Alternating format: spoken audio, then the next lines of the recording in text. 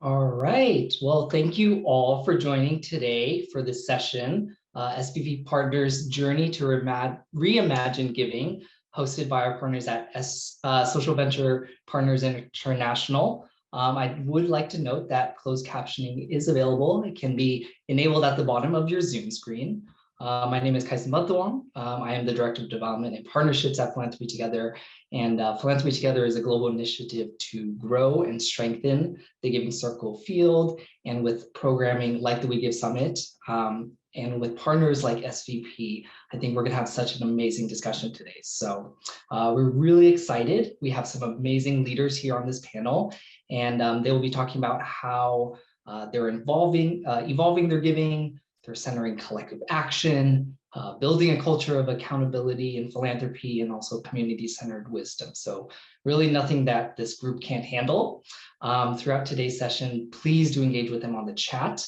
And then also we encourage you to share your feedback at the end of the session by completing a quick 2-question feedback poll at the end. So with that, I'm happy to introduce our moderator, Nahid Jadavji from Social Venture Partners. Welcome, Nahid. Thank you so much, Kaisen. Wow, thanks for such a sweet welcome. And as Kaisen mentioned, there's a chat, there's the Q&A, so please feel free to interact with us during this panel. Thank you so much to We Give Summit as well for partnering with us on this exciting global summit. So hi, my name is Nahid, and I'm the manager of philanthropic partnerships at SVP International, and I'm thrilled to be welcoming you all on the panel that we're featuring 3 of our amazing partners who are going to be sharing their stories on how they're working to reimagine giving. And so at SVP, we're working to reimagine giving, which means we're working to build power with systems change leaders on the front line. We're looking to center community wisdom, as Kaisen mentioned, and building a culture of an accountable philanthropy. So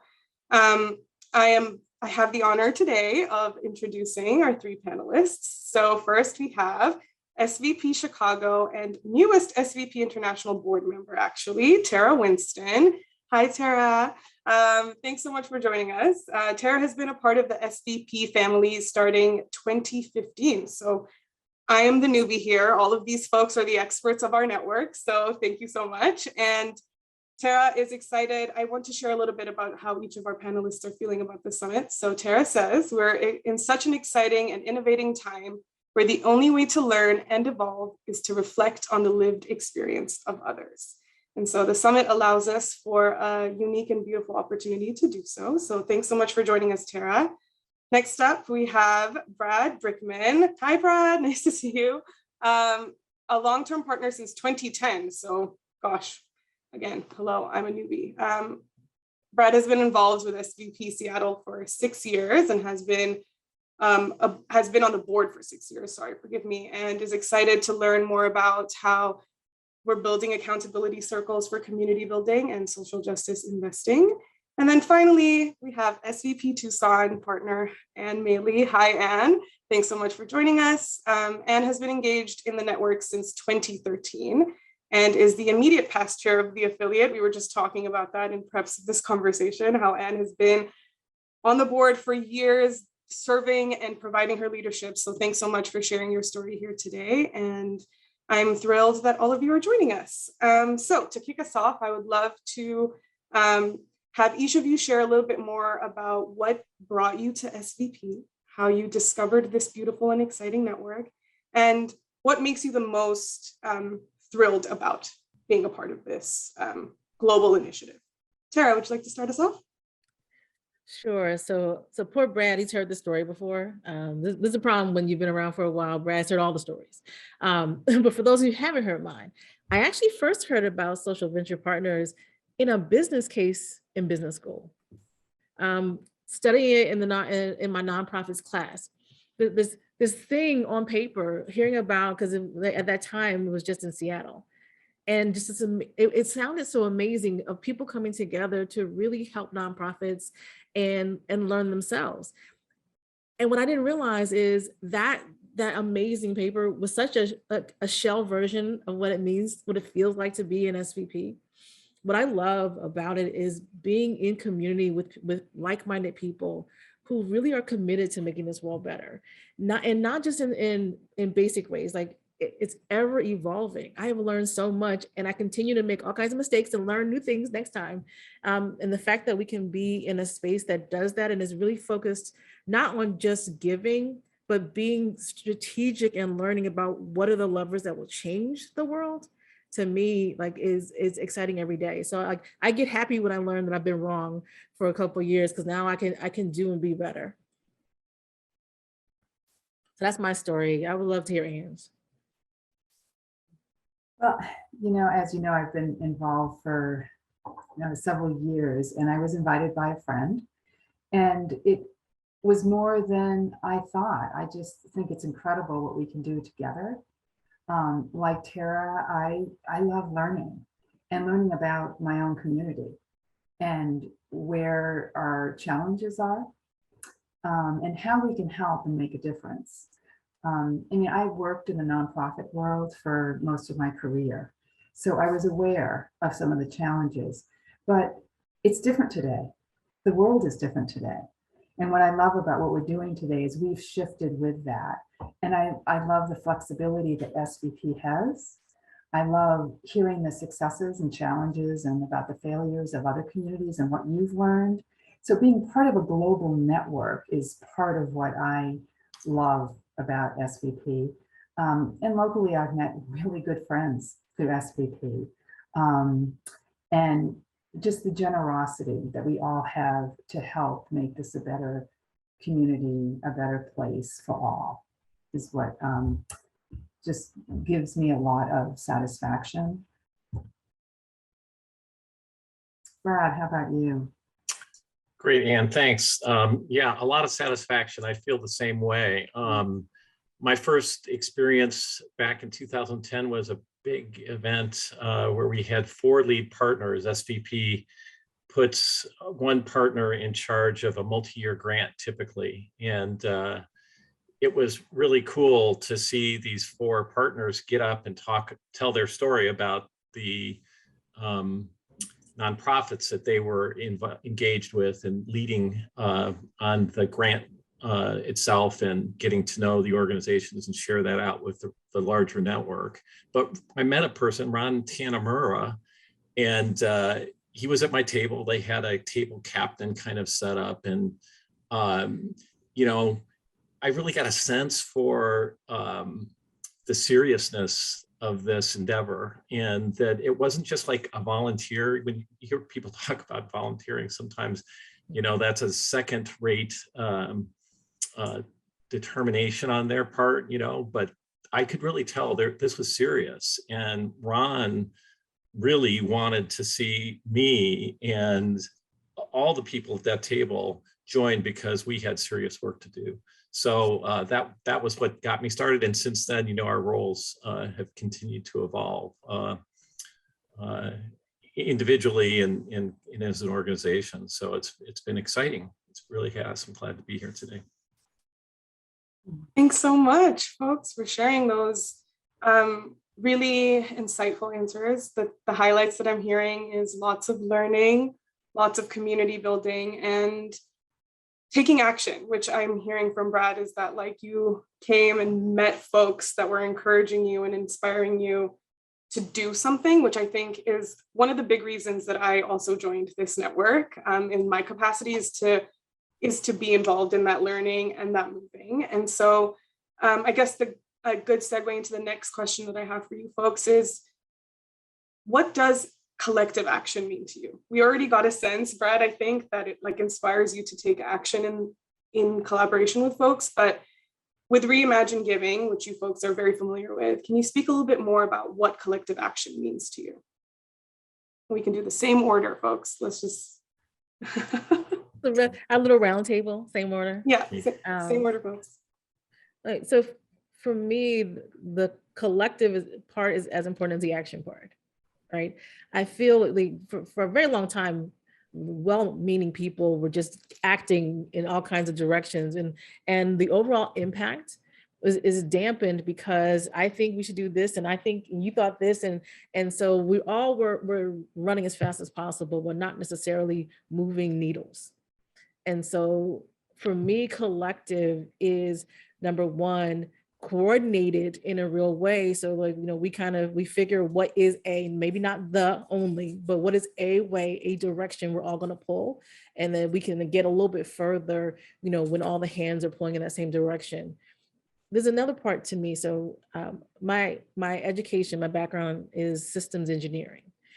And something that I think is so powerful to me about the collective action piece and about to Anne's point, the love of learning, is that, we all pull in this one direction. And then when I go out in my life, whether I'm giving money in other places, whether I'm sitting in a boardroom for my company, I have all this knowledge that I can then start pulling my part in all these other ways. Like the issues that we deal with are systemic.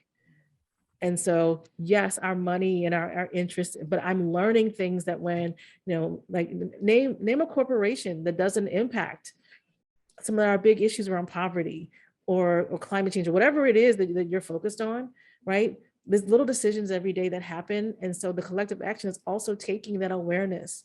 And then when you go back into other parts of your world, doing and pushing all the little levers that can then make this whole system change, right? And so that's the part that really gets me excited about collective action. Yeah, I agree with Terra on that. Is together we can go, farther. We can do more if we do it together. And I think you have to be strategic, and it's not easy to work in a collective, right? To collaborate is a challenge, and everyone who's done it will tell you that.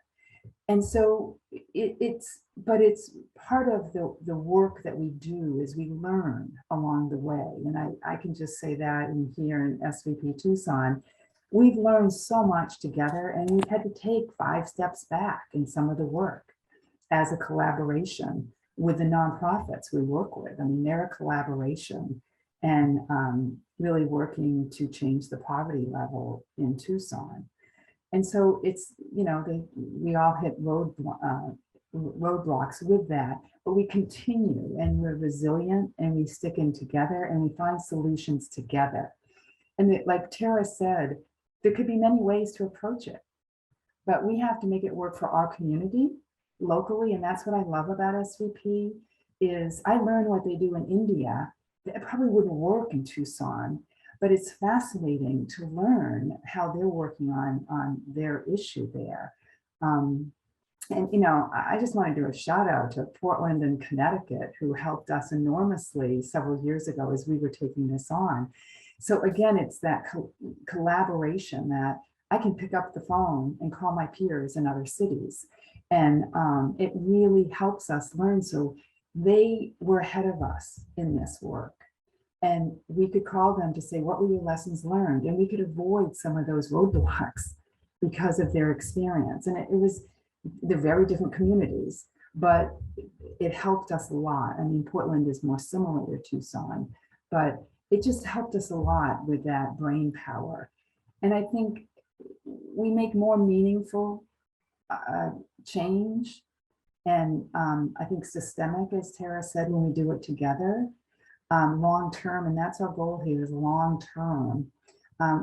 We can help the nonprofits, but we really want to change something in the city of Tucson to affect that. And so that's where everyone has to find his or her role and what is my role in this work as we do it, and help support each other through that and be okay with disagreeing and learning from each other within your local network, but also reaching out to people in other networks. So again, for me, it's just more meaningful. I think we can make a bigger difference together when we do this. Brad? Yeah, more meaningful together is what it's all about. And like you, Anne, I've learned a lot from the other networks. SVP Seattle has really taken on racial equity as an intersect of a lot of our work now. It's been a really challenging one that we've played with. I don't like to use that word, but for probably 7 years, and we've learned from other networks about how their funding models have changed to enable that and to be closer to community, because the partner model sometimes creates a barrier for connecting because of your financial resources. When we know your time and your talent, your lived experience are probably even more important than your financial commitments in many ways. And so by Cleveland, we did a lot of survey with other Tucson, other, I think it was Connecticut, to just learn about their models and how we might be able to adapt our models to change that and get closer to community. The other thing I wanted to mention is when we think about collective action, our roles as lead partner that typically are one of the really good roles to get into community have evolved over time, so that there are other ways. You're kind of becoming the chief collaborator. Oh my God. And what we really need to do is not only collaborate with the organizations and listen to their voices and center on that, but we also have to bring other funders into the network and other donors. So it's not just reaching out to the community. Really, some of our greatest work is reaching out to others in the network and within our own personal networks to tell our story, so that they can join this collective work that is so important. Nahid, I think Ann and Brad said something that really connects even to the first question, right? Like the idea of like, we have to collaborate so much. We learned a lot. Tucson, we took so much from y'all. Like, we're constantly stealing, and then Seattle as well. And the nature of this work being hard, working in collaboration with adults who have very strong opinions about things, it requires us to be humble, right? Like, and humility is not something that you see in a lot of donors in philanthropy in general. And so like, some of the things that, again, why I love the SVP network of partners is like it takes a special type to kind of to exist in this work, and to take some of what I thought I knew because I'm a big, strong executive somewhere, to be in community, to learn what's, this thing that Tucson did maybe doesn't fit us, but there's a lot to learn about their experiences and how do we shape what we're learning out of India. I think it takes a really special type of person who wants to engage in this, and which is why, like, whenever I meet people from other affiliates, I get so excited because they're my kind of people. But I also think that we're the future of what philanthropy needs to be. Oh, I love that you shared that, Terra. And yeah, thanks for tying those things together, because I was hearing that too. I was like, humility, the fact that you said that, and what Anne was saying about learning is that, yes, you have to walk into that space, being open to learning new things and understanding what role we're playing in the movement, all these things that you folks are highlighting. I agree with what makes SVP special is that we are open to being accountable to each other as well. When we talk about Reimagine Giving, when we talk about the value of accountability, what we mainly say is that we're being accountable to our communities that we're supporting, that we're moving money to the ground and knowing that we're actually uplifting frontline systems change leaders. So I would love for you folks to speak on that accountability. But what it made me think of as well is that we have to be accountable to each other and be ready to learn from each other in that way. So yeah, if you folks would like to speak a little bit more about accountability, and in whatever order you'd like. Brad, you go first because you always get the last. Yeah, you go ahead, Brad. Well, what I would say is, accountability to me is when you work in a collaborative environment, you come in with your own ideas about how you think something should be. And, especially when I was in my early days at SVP, those ideas that I had and other people had, we really raised those ideas up as, areas that maybe we should focus in. And the real challenge, what over time was, for me at least personally, was being willing to learn along the way and hear other voices as I, brought those ideas forward, and realize that if we work together, you have to give up a little bit. So that humility, Terra, that you're talking about. To be accountable means you have to be in relationship. And to be in relationship, you really have to spend time with people and establish yourself as somebody they can trust. And the trust is something that just takes, it takes exchange of, moments. I think it's being together in social settings. It's also taking walks. It's there's so many things that are important that come first, and just trying to let go of the transactional. We get caught up in philanthropy, I think, with a lot of transactions, and so you give that stuff up, and the most important thing is those relationships. And I work so much harder now than I used to in my engagements with people, and just following up and making sure I was understood or I understood them, and just working super hard at those little details, which didn't come easy for me, because I just, it was all about efficiency in the old world. And in this world, it's all about equity and just making sure people can be heard and hear. It's a journey. Thanks. Thanks, Terra. How about you? Would you like to share? Yeah. Me? Okay. The question I always ask is accountable to who? It's interesting when I first started engaging in the work, I'm like, oh yeah, accountability, and you need metrics, and like, are we getting ROI?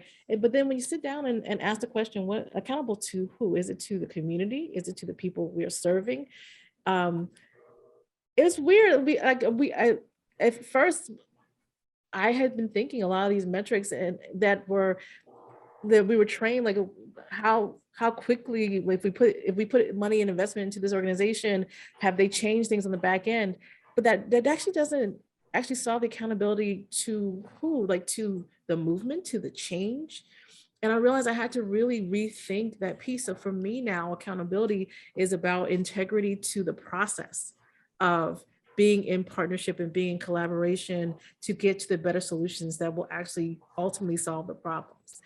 And to Brad's point, so much of that is about the relationships, and it isn't about rushing things. And for anyone who, like me, struggled with that a little bit, I want you to just think about the past 100 years where we've had the other viewpoint and how much have we fixed anything, right? We become beholden to these metrics because that's all we know, or to these processes, and they're all we know, but they haven't actually delivered any evidence-based change.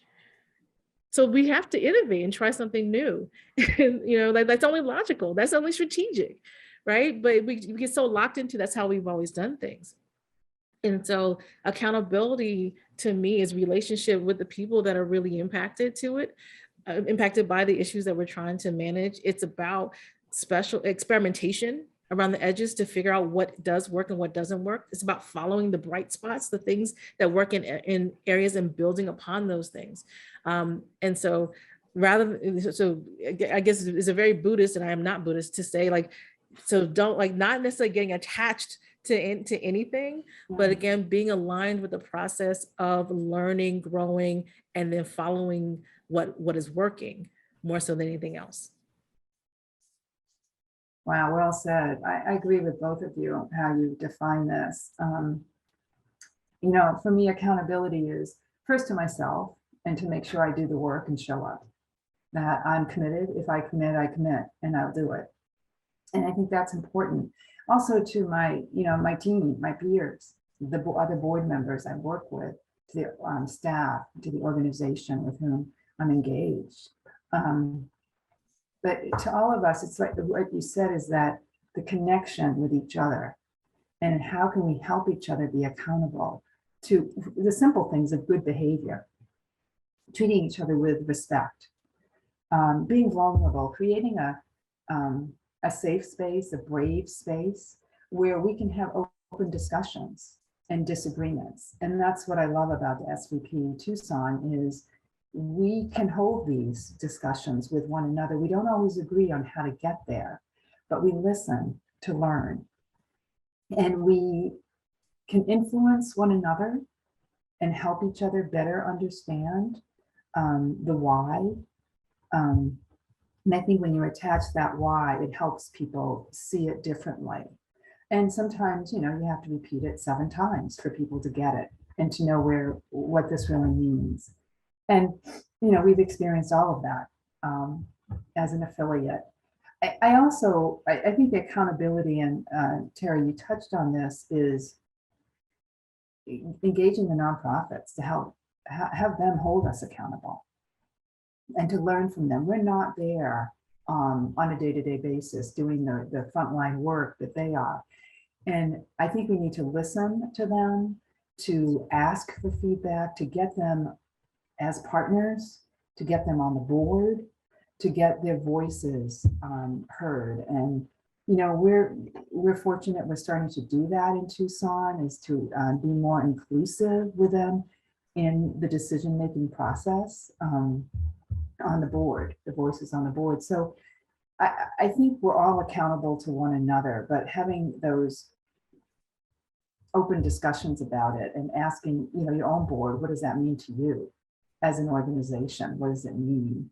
So that we can do the work in a meaningful way, work together and learn from each other, and to accept this back when we have to. Yeah. Loved all that you shared. Sorry, Brad. I actually, if I can interrupt you folks, I have a question from the question chat that I would love to ask right now, because I feel like it enters quite nicely.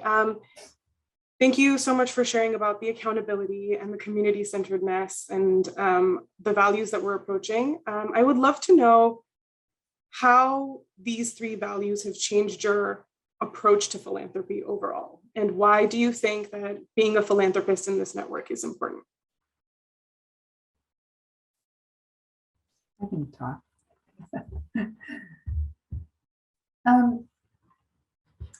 I love the model of collective giving because I really do believe we can do more together. So I give more. I mean, that's how it's changed my philanthropy, is trying to give larger sums of money to organizations, not just SVP, which gets the bulk, gets a large chunk of it, but trying to make more meaningful gifts. It's just, this is where SVP has helped me personally, and my husband, of course, to understand, what a $15,000 grant can do versus a $1,500, and really listening to the nonprofit who we're working with. And I think it's developing relationship with the nonprofit. I mean, I always say to the nonprofit leaders is, don't be afraid of your donors, is engage with them, talk to us, because we want to learn. We're here to support you and understand. So I think helping open up those doors for them is to know that we're here and we care, and what is it that you need. But I think generally it's just getting a better understanding of who we fund, and also doing the best we can to give more. How about you, Terra? So I'm so much smarter as an individual philanthropist. And I have to say, I'm so much more radical when I'm giving my money in other places. And when so SVP, again, we get this, right? We're family. But when I go in and involve in other places, right? I'm like, no, we have to give unrestricted funds, because we need to let the people know, the people that know best make their decisions. When I'm involved in other boards, I'm like, stop telling these people what to do, right? I'm trying to dissolve some of the power differential between the people that give money and the people that use that money, and, very personally to me, so my day job, I work in consulting, leadership consulting, and I'm an executive coach. And oftentimes my clients are big foundations, or they're organizations that give money, or even corporates that sponsor nonprofit things. and I'm fussing at them about these things too, trying to change their expectations on the inside. So I absolutely, like, I've gotten smarter, and I give more, but I definitely give in a very different way than I used to. Yeah, I would, Tara, I would agree. I feel super fortunate, and I'd say the primary reason for that is I've got this big network of people that understand one another in SVP Seattle, and even in the larger network. I know a lot of the skills that we've learned are skills that we need to do to build a network of better philanthropists. And the better the philanthropy that we can provide, especially centered on community, centered on the wisdom of our communities that we're trying to serve, is the key. And I do see that. I mean, some of the projects I've been involved with have been going on for 7 years, and it's no longer part of SVP officially anymore. These are nonprofits that have, gone through our multi-year grant process, but now they've started a new organization. They didn't even start with SVP, but we've got circles of 7 or 8 SVP partners that are all working together in collaboration to get this organization to a place where they can have a democratic control of the thing that they want to achieve. And so that's what, to me, has really been amazing, is giving community a fund, for example, that they control, and so that they can actually make decisions on how that money should be invested for their and then trying to expand our network. So really finding other philanthropists and helping them learn. And those are hard conversations. That takes a lot of work. And as a board member, I think that's the biggest thing I've learned, and I enjoy doing it, but it's super hard work, because it's one step at a time, kind of helping people have these important conversations and learning along the way. Because it's not easy work, as everybody knows.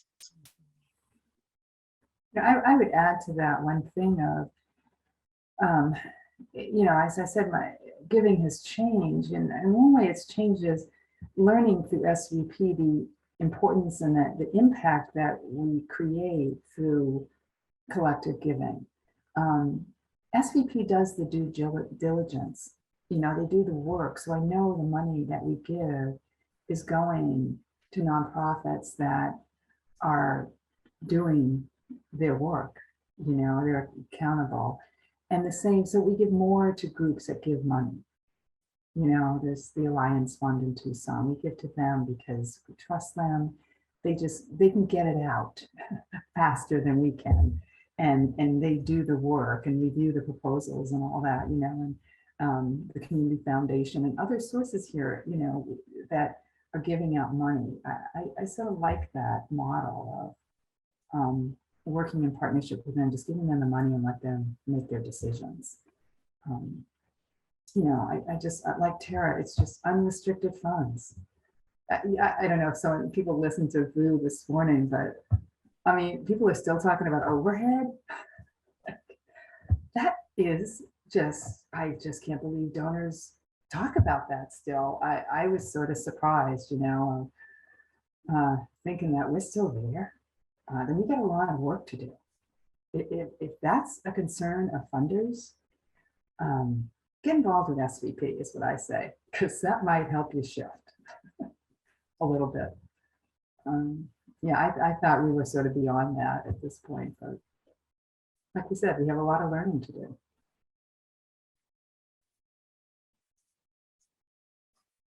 Totally. I used to, I've gone through a fundraising career from face-to-face fundraising to major gifts, the whole thing. And to hear that, yes, that folks are still approaching it being like, oh, I go to, my vetting website, I pick my top 3 organizations. It's like, and I do direct service and I see my impact. And so it's really interesting to see you folks talk about how supporting systems change may look different and what the donors are hungry for that want to support systems change are quite different. So if you'd like to speak a little bit more about how supporting and funding systems changed in a collective way is its own sort of journey. It is. I'm very passionate about this just because, let's be honest, the way before you join SVP and you don't before you catch our religion, the way so many people, they donate to nonprofits, they're like, I like puppies and babies. Let me give money to the cute things. Like, education always gives great money, but then there's so many other things that maybe aren't as pretty or as fun, or that work takes years and time and you can't see direct impact, and they get underfunded, right? The other pieces is so often, donors will go in and they'll say, I don't understand this because it's not my lived experience. Well, it shouldn't be your lived experience, because your lived experience made you wealthy enough to donate. And we're fixing people who don't have that same lived experience. And so it's very often very hard to say, this is what I would do if I were in this situation, because you've never been there. And so having funding the things that make change are just inherently different than the things that maybe we've been trained to feel good, the things that people normally talk about, even the measures. What does success look like if you're funding social justice, right? If success means that you've solved racism, well, hey, congratulations. You didn't do it in 1 year. Are you gonna pull your funding now? And so so really, the idea of what it looks like to fund a movement, we don't have the same tools, we don't have the same metrics, we don't have the same even ways of rallying emotional support in things that work as long and hard. And so I think it takes a different mindset to do so. And when we engage in this way, it's collective, it's intersectional, it's all kinds of things, but you have to do it with intention. And I think, one of the things in Chicago, we had lots of conversations around, even when you have a cycle on how to choose who you're going to give grants to, we are moving away from calling it investments, because we're really looking at partnership and reducing power differentials, which is why I'm working on my language. I'm still learning. But as we're going through this process, even understanding how, depending on what your work is and whether you are, a movement related nonprofit versus a services related nonprofit, just the way that the bias is inherent in our partners as we make those decisions, and how do we make sure that whatever the process is, it is fair. Outside of how, everyone shows up, we're still educating everybody, right? And so just being really aware of those things are a big part of if you're getting into this work. And that's what I mean about being on this cutting edge of innovation. No one's figured this out yet, but at least we have the awareness to ask the questions and to keep learning from people who are a little bit ahead of us. Mm-hmm. Mm-hmm. I would say SVP in Seattle, one of the things that we're trying to do, racial justice is a place where we're aligning racial equity. So we're trying to work with some of the other organizations that align in that way. And we're trying to bring more funding and kind of trying to break down the barriers where there's a scarcity mindset about resources that are available, and really look for abundance so that we're all working together toward the same thing. So trying to work across the silos and just build stronger connections between the different organizations. The other thing that we are in a position to do is fund collective action initiatives. Because SVP's funds are not caught up in the foundation world where it takes a lot of time and effort to move money in a certain direction, we can seed certain areas in collective enterprises where we fund 2 or 3 organizations together and help them achieve their vision together in some kind of collective way.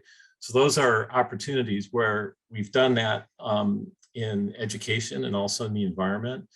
And I think there's more ways to do that, but we have, we're in a better place to kind of put money after something that the bigger organizations later jump onto and become partners later, and can be, but we can do that initial work and try to bring them along. Yeah, I mean, Brad, I think you really, hit that in terms of alignment. I mean, we know that social justice change we're in it it's a marathon. This is not going to be something we're going to solve in the next 3 years. I mean, I worked on issues 40 years ago, and they're still in today's society. We've got a lot of work to do here.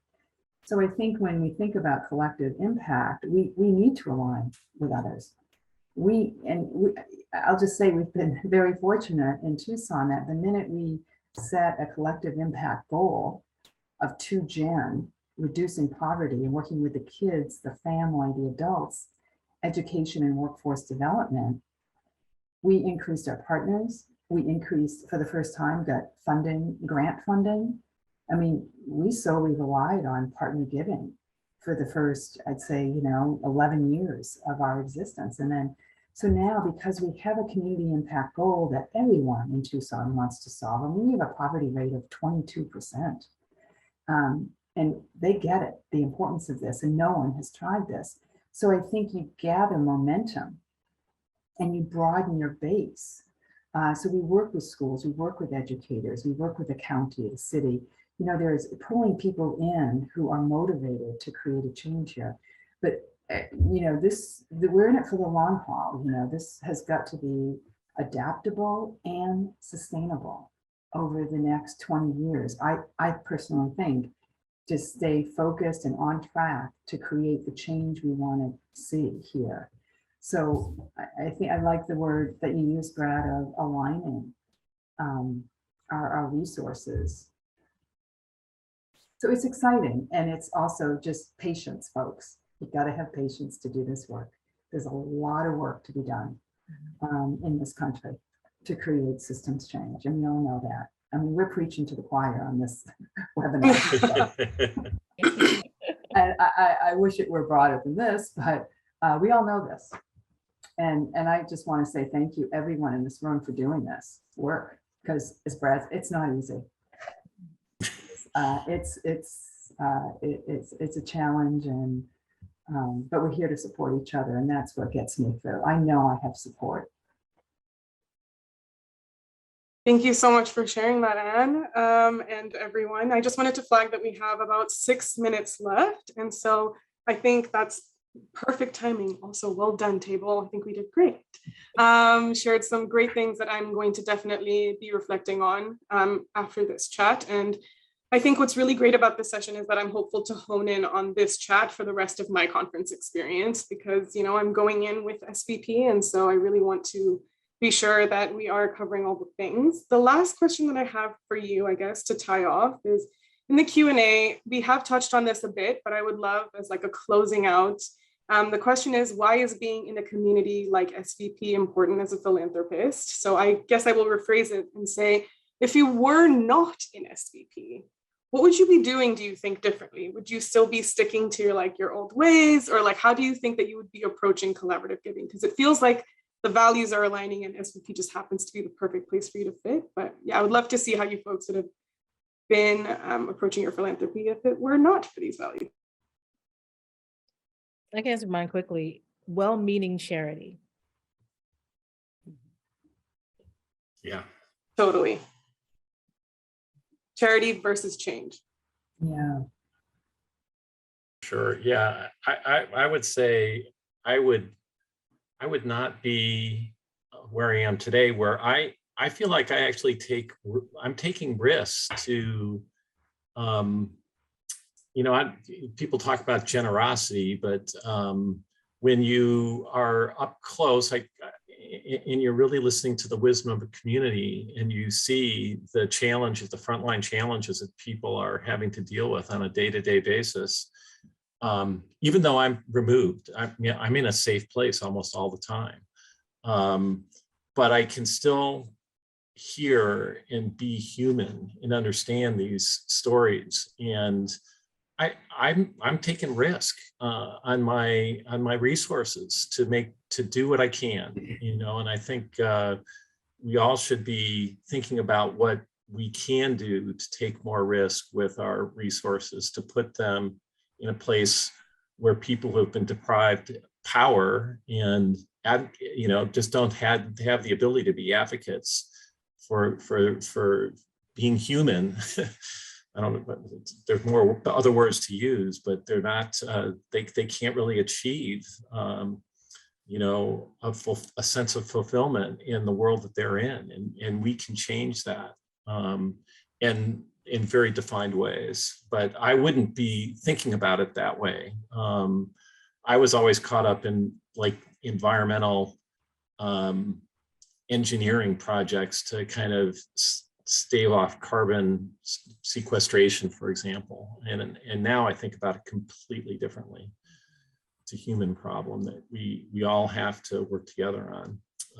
And otherwise we're not going to get there, my personal belief. Well, I think I would be floundering a little bit, and I would be looking to talk to someone in philanthropy of how best to spend our resources. Like how, you know, it's, and I used to think about that as, you know, getting a philanthropy coach or whatever, as someone who knew more than I did about what's the best way to give. And, you know, Brad, I really like what you just said about you taking risks. And I think through SVP, I have too. And it's worth it. I like risks. I mean, I think that's what the work we have done is, it's a risk. We don't know the outcome. We don't know what's next, you know, and some people are really uncomfortable with that. And I think it's important that we take risks and we invest in things that appear to have meaning to us. I mean, that's what this is about. I mean, I'm attached to the issues I'm engaged with. I believe in them, you know, and so I think it takes some risk involved because we don't know the outcome yet. I don't know if we're going to reduce poverty. All signs look like we could, but again, it's going to take time. And I just think if donors, philanthropists could understand that. It's like, Terry, you addressed it a few minutes ago. It's like, well, they still do it or they haven't done it, so I'm not going to give them money anymore. It's like, it's not simple. I'm someone who believes if you haven't worked in a nonprofit, you don't really know what it's like every day. I mean, it's tough. You've got a lot of constituents putting pressure on you out there.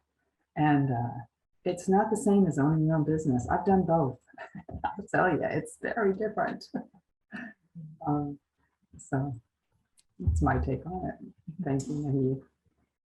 Oh, thanks so much, everyone, for sharing. I completely am feeling so full and inspired after this chat. Thank you so much to the three of you. I think that was a beautiful way to end it, being like, this is the power of SVP, that we can come together, we can collaborate, we can center our values and really shift power to those that are most impacted by these systemic disparities. And so I'm really hopeful that this has also inspired you folks in return.